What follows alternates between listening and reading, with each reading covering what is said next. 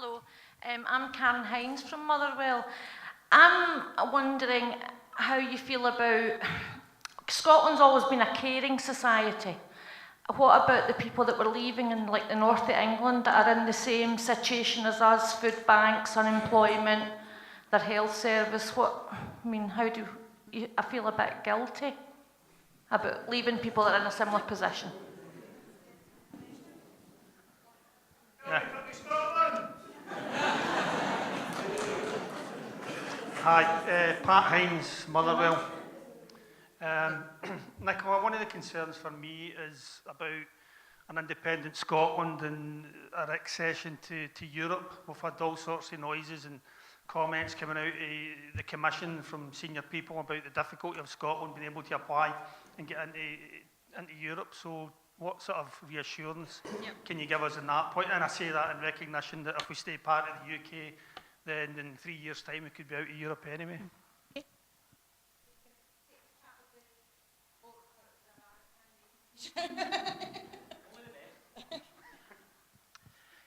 Just want to put a few statements before getting my main question. We spend 3.5 billion on defence, but we won't get 2 billion back. The UK government was given 60 million to help with a bit of agriculture in Scotland, but they've kept it themselves.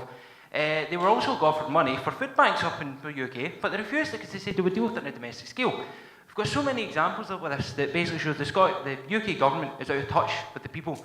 Now, what you've got to remember is that the European government themselves came out and said that they treat Scotland with a sympathetic view on Brexit Europe, and why does it have to have a transition process? But my question is if the SNP was to get into government in 2016 or 15 when we choose our election, would they try to put all the efforts that they have to put an end to this ridiculous war on drugs that criminalises innocent people, puts them to jail for ridiculous things? That if you look at countries like Portugal, you look at states in America, you look at Uruguay, all these countries are starting to change from this backward view of what, criminalising people for taking something that if they choose not to harm them. Would the SNP then decide to fight this? Because in total there's been over $3.5 trillion spent on this ridiculous war, which in my opinion could be spent on a lot better things. Okay. Right, I'll take those questions just in the straight order they were asked. Karen, I've got a lot of sympathy with your question, because I guess if there was... My gran was from the north of England. She lived in Scotland for much of her life, and she would have been voting yes if she was alive today, incidentally. She was a passionate Scottish nationalist supporter, but she was from the north of England. I guess if there is one argument that comes from the No campaign that resonates a little bit with me sometimes, it's that one. It's, we're all, should be looking after each other. Because I feel that, to be honest, about people in Dublin or Paris, people who are, poor and deprived and suffer from wrong-headed government policies. But I don't want to be governed from Dublin or from Paris. But I think, having thought about this an awful lot over the years, the conclusion I've come to in my mind is that I cannot, however much I might like, I cannot change the situation in terms of who governs the north of England. I often can't even influence who governs Scotland because, we have already said this, we vote one way and we end up with another government. And at the end of the day, if Scotland's independent and England's independent, well, England's got as much democratic right to choose the government it wants as we have to choose the government we want. And people in England who don't like the direction of travel need to argue strongly that that's not the direction of travel their government should be taking.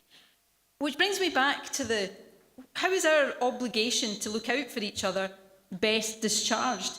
Is it all of us just accepting we're going to continue to suffer under the Tories together? Or is it us saying, you know what, there's a better and a different way of doing this, and we're going to lead by example. We're going to show you that it can be done differently. And maybe...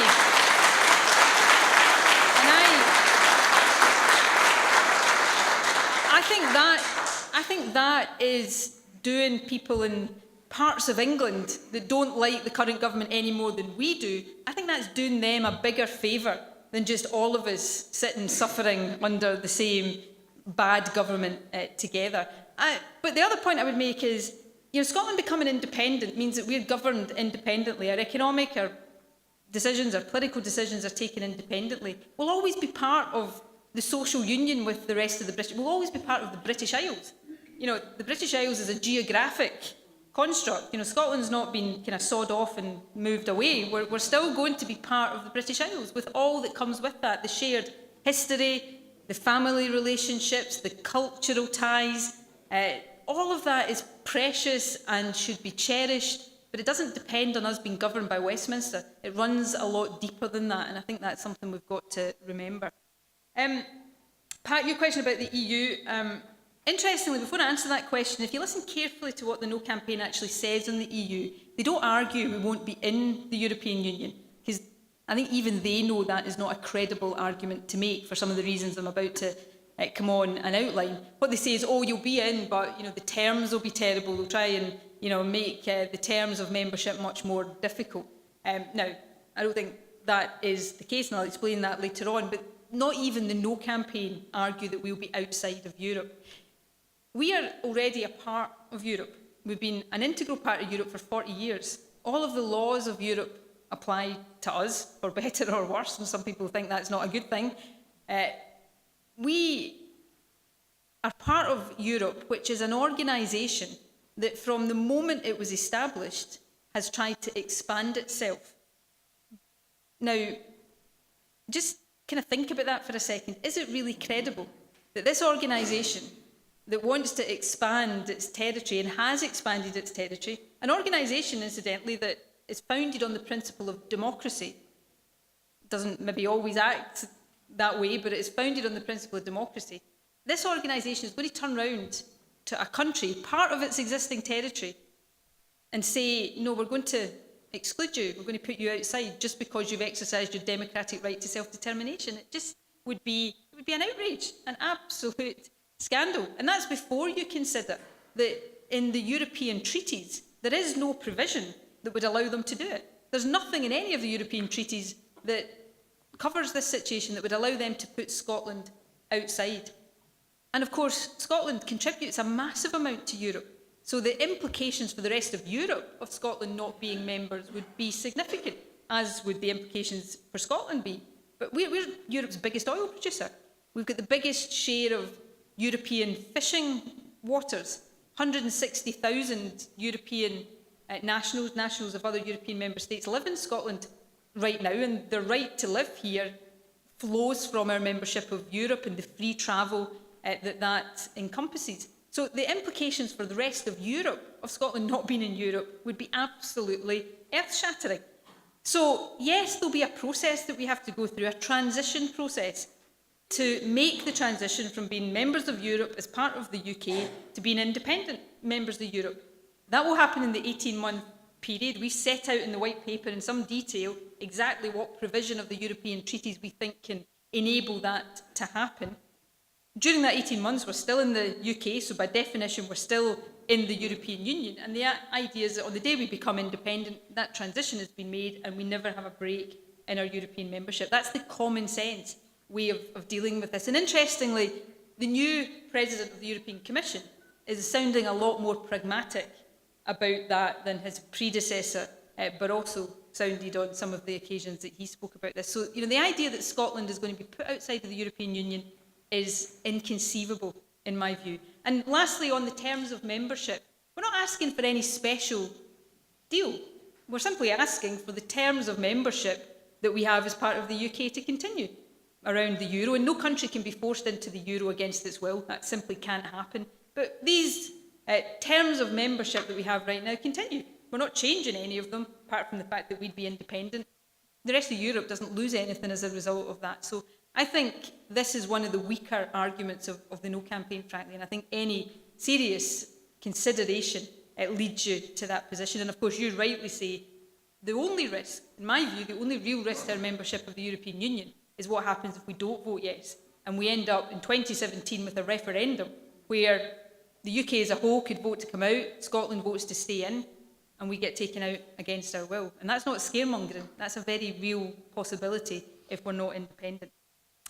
Lastly, sir, on your point about drugs, obviously classification of drugs would become a responsibility of the Scottish Government if we were independent. It's a reserved responsibility right now.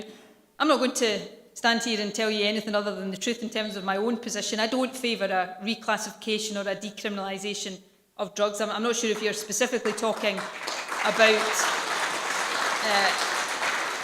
I'm not sure if you're specifically talking about cannabis or about drugs more generally, but one of the arguments that's often put, and I'm sure you'll put it, and you'll put it very eloquently and very strongly, and I'm not trying to say you're wrong, I'm just giving you my opinion, and it's also a deeply held opinion. You often hear cannabis is harmless. Well, I don't think cannabis is harmless, and there's lots of evidence. I'm a former health secretary.